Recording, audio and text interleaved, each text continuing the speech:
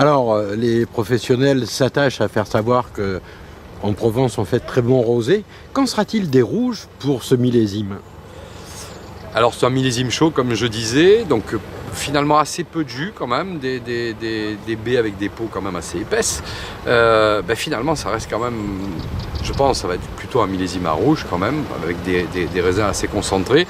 Donc qu'est-ce qu'il faut s'attendre? On verra de toute façon quand ça sera terminé, mais au vu des acidités, de la sagesse dans la date des vendanges, là pareil ce matin ils étaient en train de rentrer des syrahs des belles parcelles, avec des raisins qui étaient magnifiques, avec juste ce qu'il fallait en termes de jus, mais de toute façon on s'attend à avoir des vins globalement quand même assez concentrés, avec de la structure, des vins assez colorés.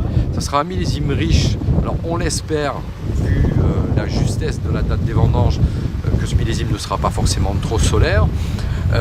Peut-être avec le côté qualitatif des 2015 quand même, qui était dans un équilibre parfait, c'est-à-dire des vins avec un potentiel de garde, avec de la densité, du caractère, des profils tanniques certainement quand même assez affirmés, tout en conservant quand même ce côté élégant, puisqu'on s'est attaché, les vignerons se sont attachés quand même à conserver cette dose d'acidité justement, qui va permettre de donner du relief au vin.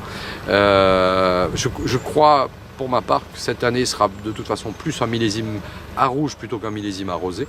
Je pense qu'il faut s'attendre quand même à avoir, encore une fois, de très beaux vins rouges en Provence.